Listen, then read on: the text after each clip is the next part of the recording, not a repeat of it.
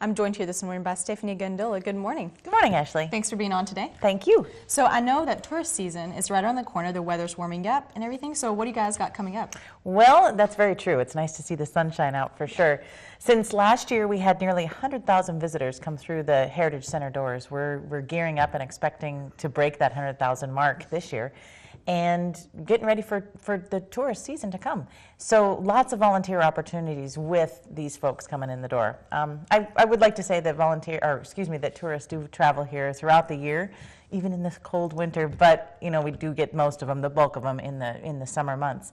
Some of the really fun volunteer opportunities that folks can do at the sanctuary include going out on the glass bottom boat to help folks with the interpretation of the shipwrecks, and also the natural resources that the folks get to see out there. That's probably one of the most popular ones, and so we'll have trainings for that.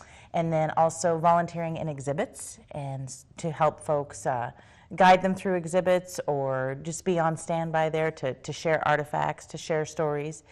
And then all sorts of other volunteer opportunities with the field season coming up. And I'm sure a big one will be when the ROV competition comes up. Absolutely, that's right. Very good point. May 16th is our regional ROV competition. So the students will be battling with their underwater robots that they've built throughout the whole school year.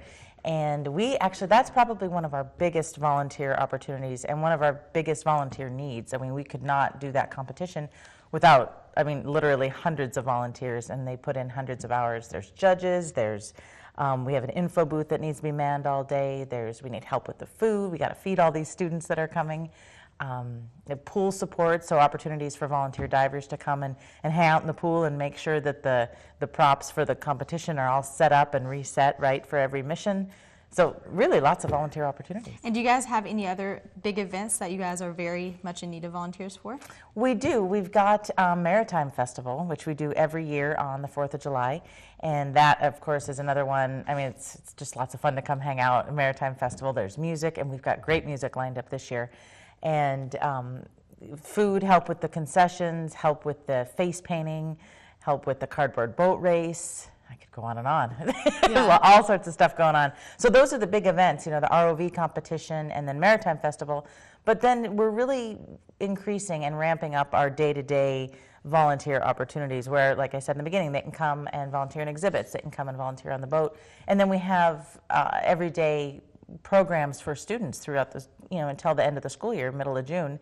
And we're looking for for volunteers to come help with those students age first grade up through senior year. And if people are interested in volunteering, how can they go about this? Well, they can follow us on Facebook. I think that's probably one of the best ways to stay in touch with what's happening and the opportunities at the sanctuary. So that's Thunder Bay Shipwrecks on Facebook.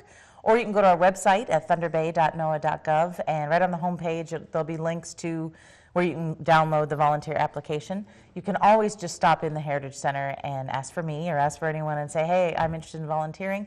And it's a really simple process to fill out your application and then turn it in, short interview, and then we work with the volunteers on an individual basis to find a time that's best for them to come in, to get trained up so they're comfortable in the tasks that we give them, and then set them free and have them participate in sanctuary operations, really. Perfect. So hopefully people get any free time or anything, yeah, or just want to be involved at NOAA, they can go about it in this way by That's volunteering. Right. And I know you guys are wrapping up your lecture series tonight, correct? This is the last one? It is the last one for the season. We'll start again in the early fall, but tonight I'll be doing a short presentation, and then showing a film about another sanctuary in the system, American Samoa.